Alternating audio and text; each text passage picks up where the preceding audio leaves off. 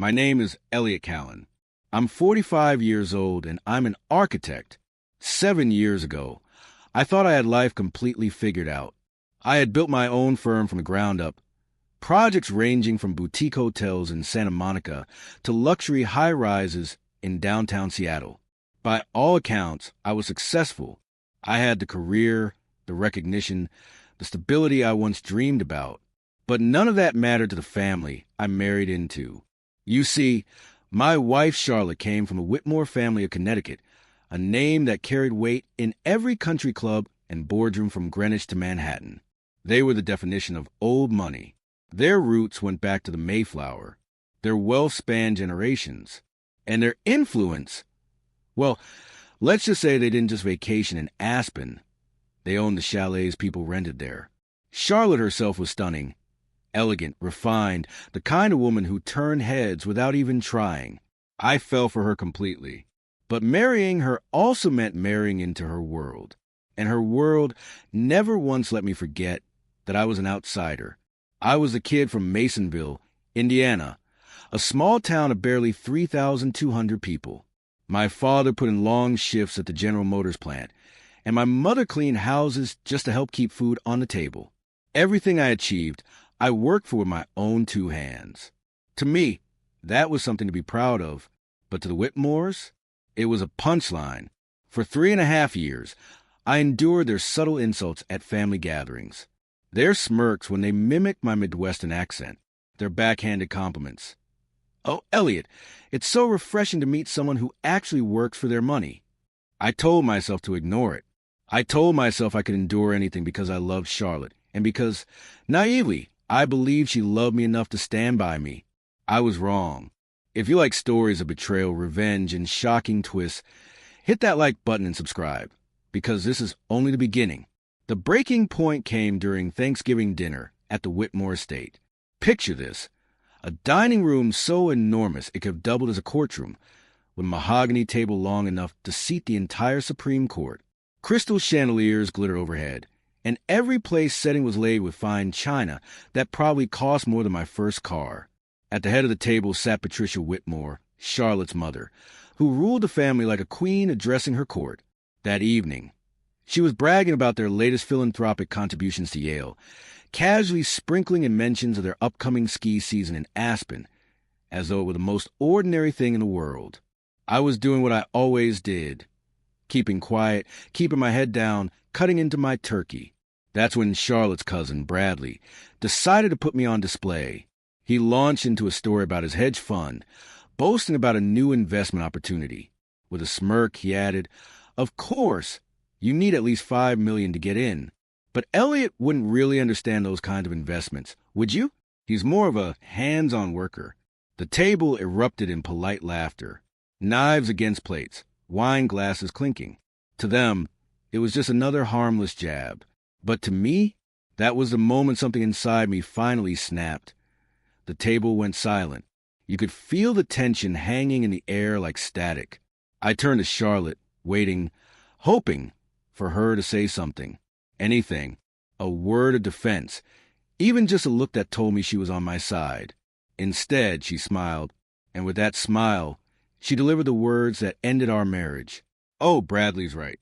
Elliot's more comfortable with blueprints than balance sheets. He's so wonderfully blue-collar. It's almost quaint, really." The laughter that followed wasn't loud. It didn't need to be. It was a kind of laughter that cut deeper than any shout ever could. 23 people sat around that massive table, and every single one of them looked at me as if I were some kind of oddity, a novelty pet kept around to entertain them with my ordinariness. But I didn't explode. I didn't throw down my napkin or storm out like a character in a soap opera. No, I did something far quieter and far more final. I stood up, I walked to the coat closet, put on my jacket, and left. Charlotte called after me, but I didn't turn around.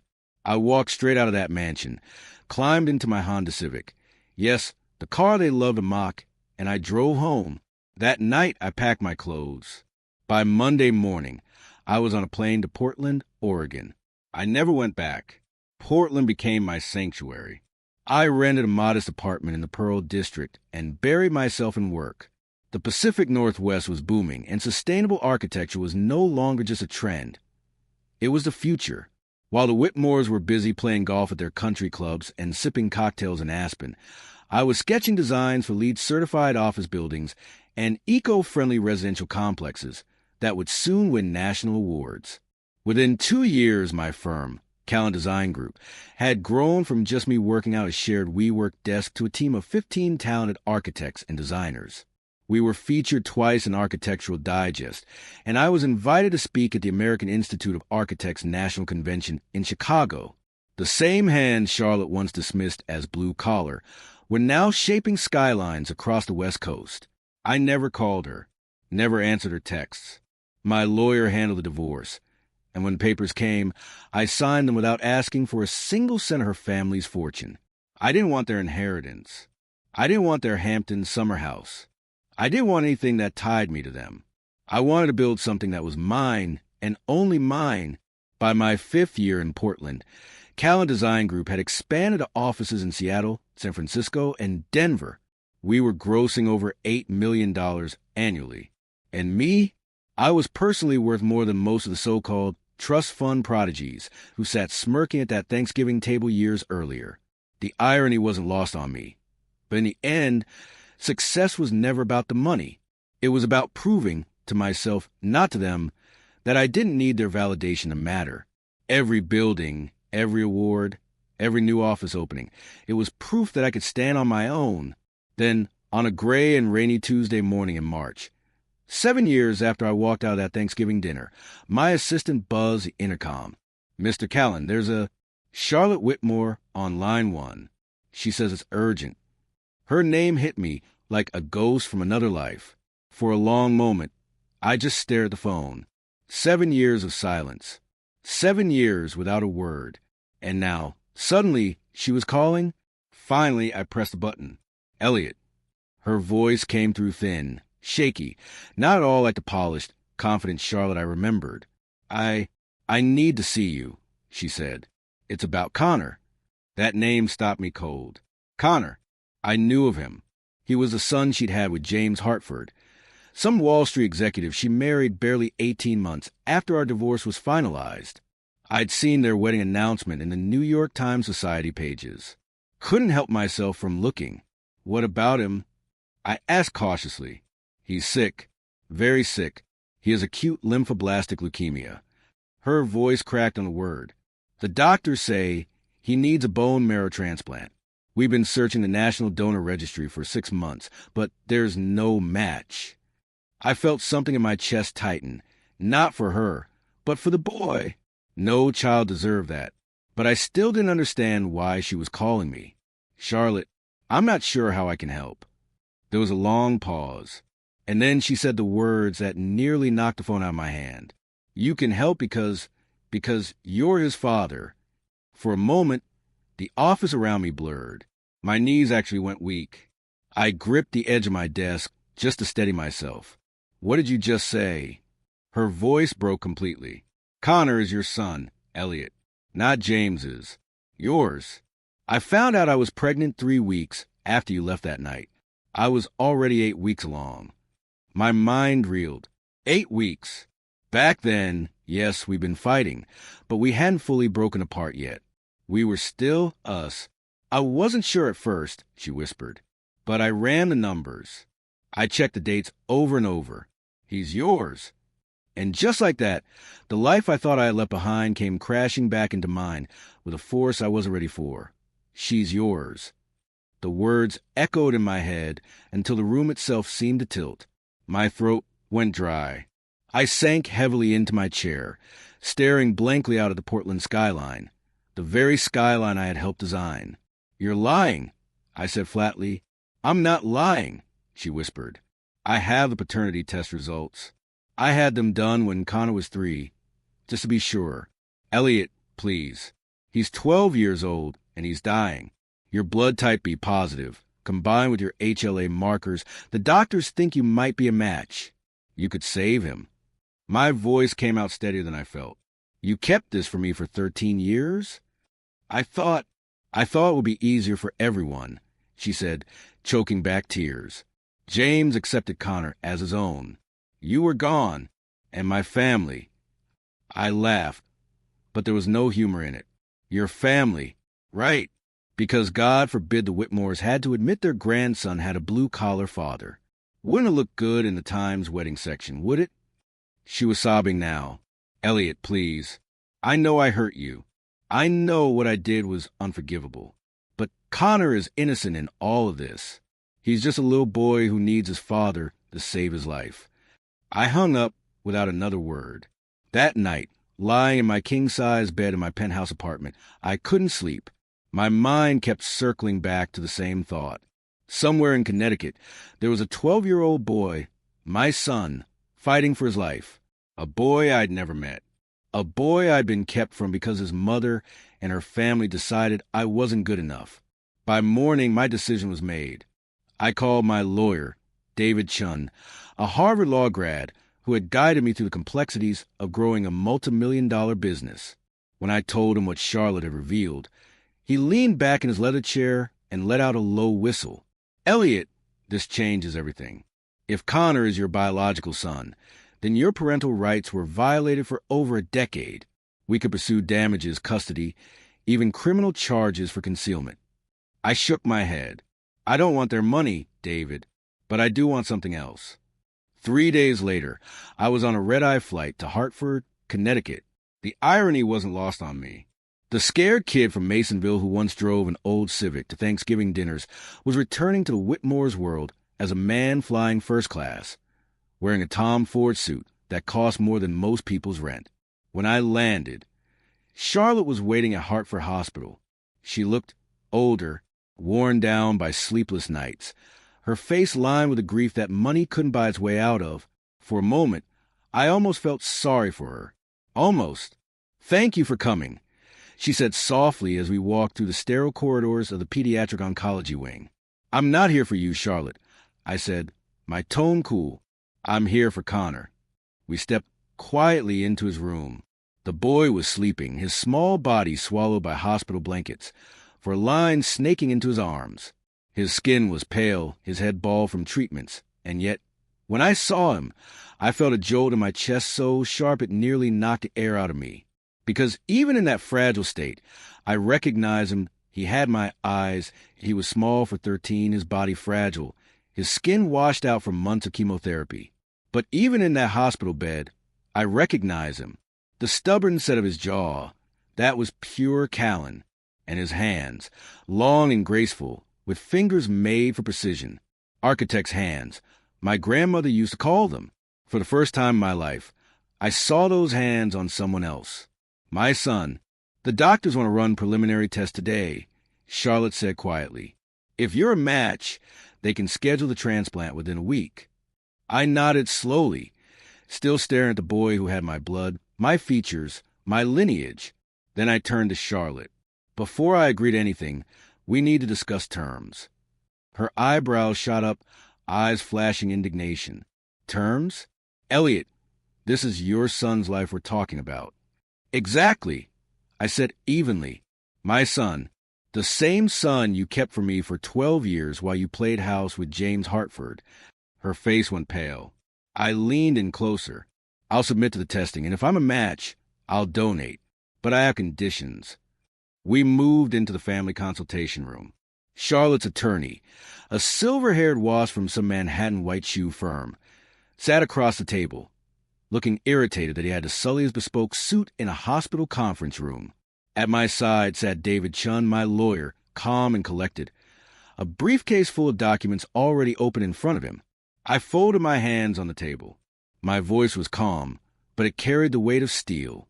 First condition, full paternity acknowledgement and legal recognition. Connor's birth certificate gets amended to show me as his biological father. No more lies.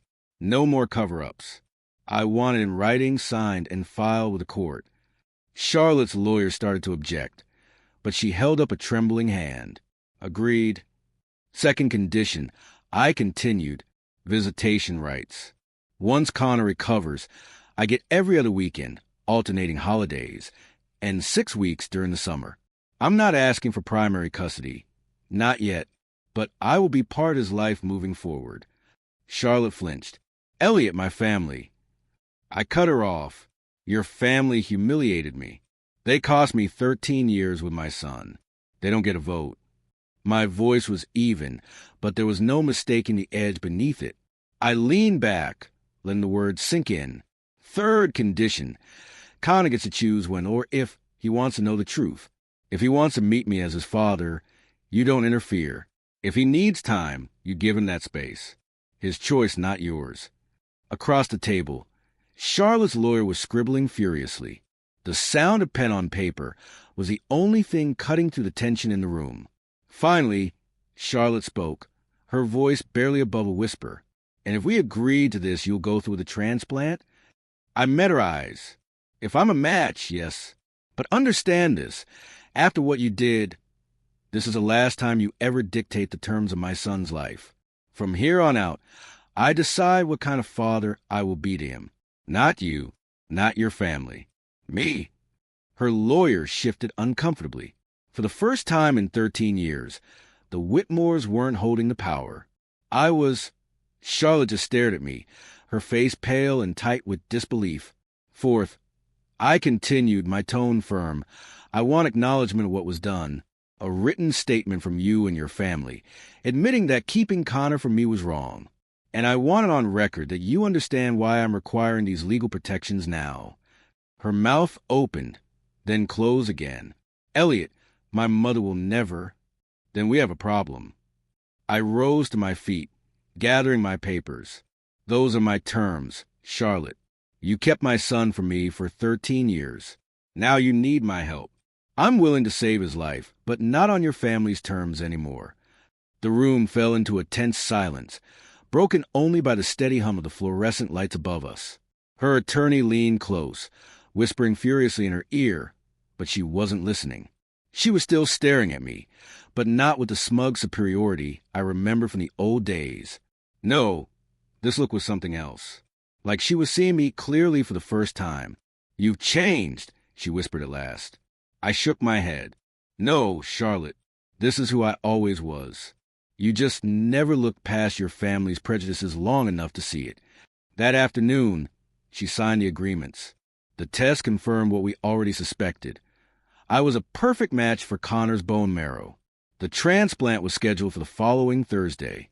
During the week of preparation, I stayed at the Marriott in downtown Hartford. Days were filled with reviewing architectural plans remotely, but every evening I drove to the hospital to see my son. Connor. He was smaller than most boys his age, pale from the chemo, his strength stripped away. But his mind was sharp, curious, alive. He wanted to know everything. When he found out I was an architect, his tired eyes lit up with an excitement I hadn't seen in him before. Do you really design skyscrapers? He asked one evening, his voice thin but eager. Some of them, I said with a smile. But mostly, I design buildings that help people and don't hurt the environment. I pulled out my tablet and showed him photos of the Solar Power Community Center in Portland, the rainwater harvesting apartment complex in Seattle, the net positive office building in Denver that generated more energy than it consumed. He studied each image with the quiet intensity of someone far older than his years. His fingers traced the screen lightly, as though he could feel the shapes of the buildings through the glass. After a long silence, he said softly, Mom never told me much about my real dad, just that he lived far away and couldn't visit. My heart clenched. I chose my words carefully. Your mom and I, we didn't agree on a lot of things. But the truth is, I want to be here. I didn't know, not until recently. He looked up at me with those sharp, familiar eyes, my eyes. So, you wanted to know me? I swallowed hard, more than anything. For the first time, the corners of his mouth lifted into a faint, fragile smile. The day before the transplant, Patricia Whitmore finally arrived.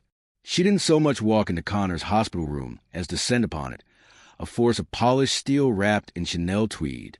Her perfume announcer before her heels even clicked across the linoleum.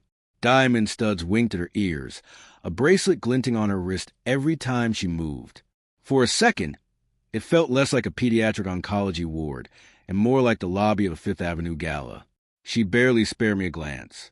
All her attention, predictably, funneled to Connor.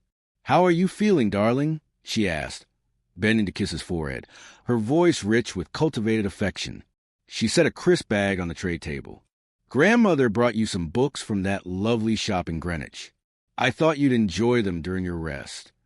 Only after performing her grandmotherly duties did her gaze finally flick toward me. The chill in her eyes hadn't thawed in over a decade. "I suppose," she said, tone razor-sharp, "you expect some sort of gratitude." "I don't expect anything from you, Mrs. Whitmore," I replied, steady, unblinking. "But your daughter signed legal agreements. Agreements that include certain acknowledgments about how this was handled." The color drained slightly from her face. She knew exactly what that meant. The Whitmore's veneer control had always been their strongest weapon. A legal admission, ink on paper, undeniable, wasn't just a crack in the armor. It was a fracture, something that could spread. "It wasn't a press release," I continued, "but it was the truth, and it will matter when the time comes." Before she could marshal her response, Connor stirred.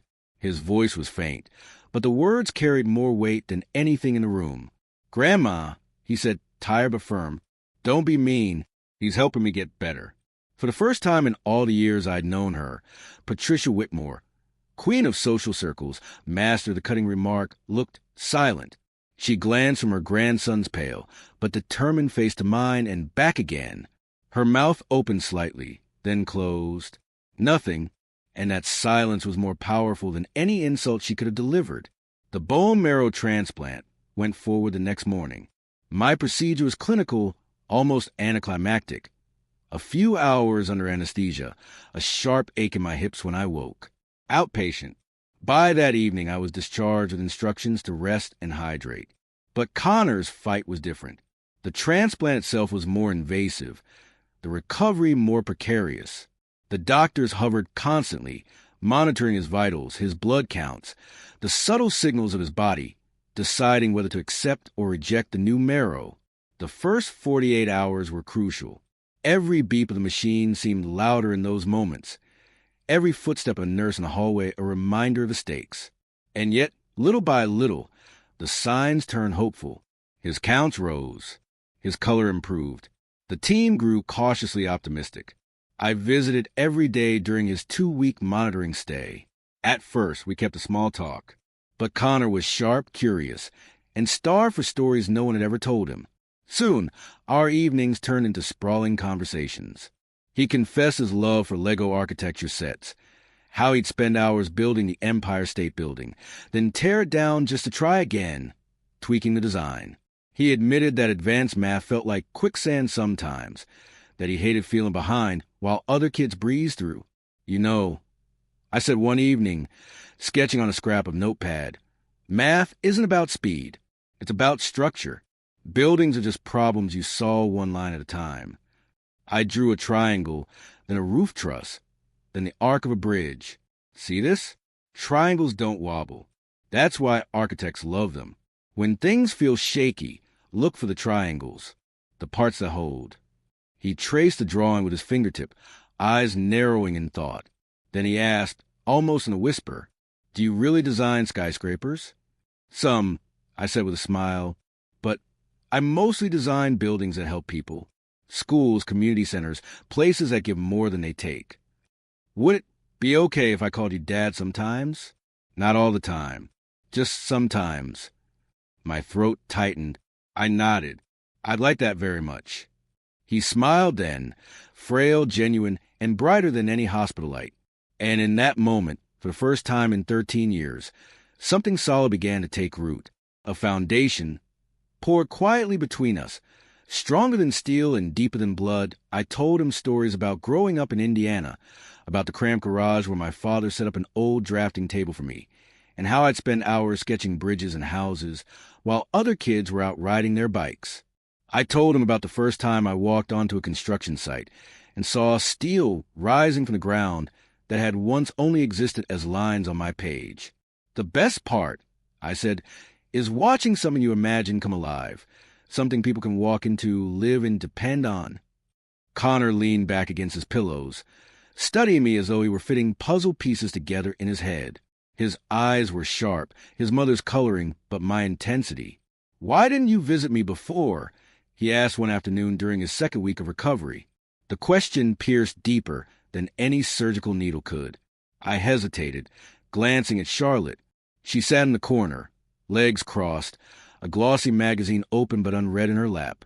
Her knuckles whitened around the page, though her eyes never lifted. "Because I didn't know you existed, Connor," I said finally, steady but soft. "Your mother thought it was better if I didn't know about you." He absorbed this with the quiet gravity of someone much older than 13. His brow furrowed, his hands folding and unfolding against the blanket. "That seems unfair," he said at last. Then he looked at me again, piercingly. "To both of us." Yes, I admitted, my throat tight. It was 2 weeks later. Connor was discharged with a clean bill of health. The transplant had worked flawlessly. His cancer was in full remission. I should have felt only relief, but as I packed my bag for Portland, I felt the tug of something else, the fear that now, having saved his life, I would be cut out again. That's when Connor surprised me. "Dad." The single word froze me.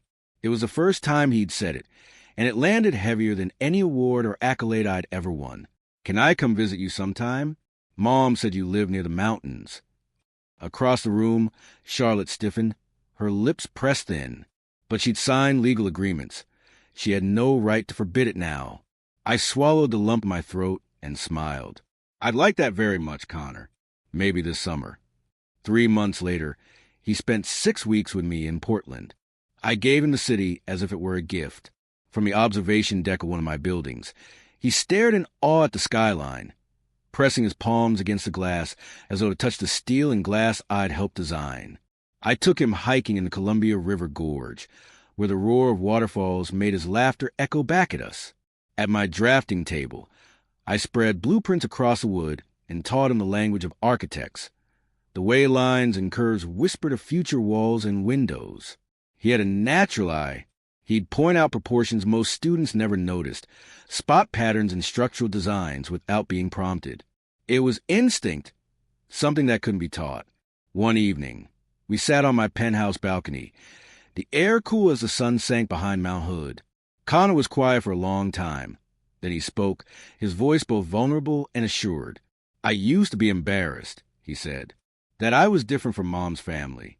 I don't like golf or yacht clubs or those fancy parties. I thought something was wrong with me. But now I know why." I turned toward him.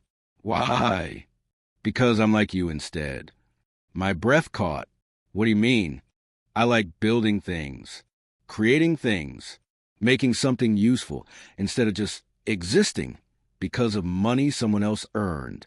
He said it like a vow, a promise to himself. And in that moment, I felt a surge of pride so fierce it almost hurt that 1.5 years later, Charlotte called me. Her voice was taut, clipped with irritation. "Connor announced his prep school classmates that his real father is a famous architect," she said, spitting out the word like it tasted bitter. I smiled into the phone. "Good for him." "James is furious," she snapped. James Hartford, the man who had legally adopted Connor years ago, was a man who liked control above all else. The Whitmore family is mortified by Connor's behavior. He's becoming impossible to manage. He told his grandmother that her charity galas are nothing but performative wealth signaling. He says he'd rather use his trust fund for sustainable housing projects. My smile widened. I could almost hear Patricia Whitmore choking on her imported mineral water. "Sounds like a smart kid," I said. "This is your influence, Elliot. You're poisoning him against his family." "I'm not poisoning him against anything," I replied calmly. "I'm showing him he has a choice, that he doesn't have to inherit the weight of their world if he doesn't want to." There was a long silence on the other end. Finally, Charlotte said, her voice low, almost grudging, "He listens to you more than he listens to anyone else." I let the words settle, neither denying nor claiming them, because I knew deep down the truth was simple. Connor had found his foundation. And this time, no one, not Charlotte, not James, not Patricia Whitmore, was going to take it away from him again. I'm just showing that there are different ways to live, different things of value. He gets to choose what kind of person he wants to be. 2 years later, Connor made that choice clear. He refused to attend the Whitmore family's grand holiday gala in Greenwich, choosing instead to spend Christmas with me in Portland. Charlotte was devastated, but Connor stood firm. "They still talk about you like you're some kind of servant, Dad," he told me one evening as we hung ornaments he'd carved in woodshop. "Grandfather said you were a regrettable phase in Mom's life. But you saved me. You're smart, kind, and successful. They can't stand that the man they dismissed as beneath them turned out better than they ever dreamed." By his 16th birthday, Connor had fully stepped into himself. He was tall, confident, with callous hands from the construction jobs I'd helped him find during summers. He spoke fluent Spanish from working alongside immigrant crews. He could read blueprints with ease, understood structural loads, and was already accepted into MIT's early admission architecture program. The Whitmore's worst fear had come true. Their heir had chosen to walk in the footsteps of the man they had tried so hard to erase. For years after the transplant, Charlotte called me one last time. Her voice carried no anger this time, only exhaustion. "I know you hate me," she said. "I don't hate you, Charlotte," I answered quietly. "Hate is too heavy to carry. I don't have time for it." "Connor barely speaks to me anymore," she admitted. "When he does, it's about buildings or sustainable design or some project you two are working on. I've lost my son." I sighed. "No, Charlotte, you just never really knew who he was. You wanted him to be a Whitmore, but he was always a Kalin. The only difference now is that he knows it too." She hung up without another word.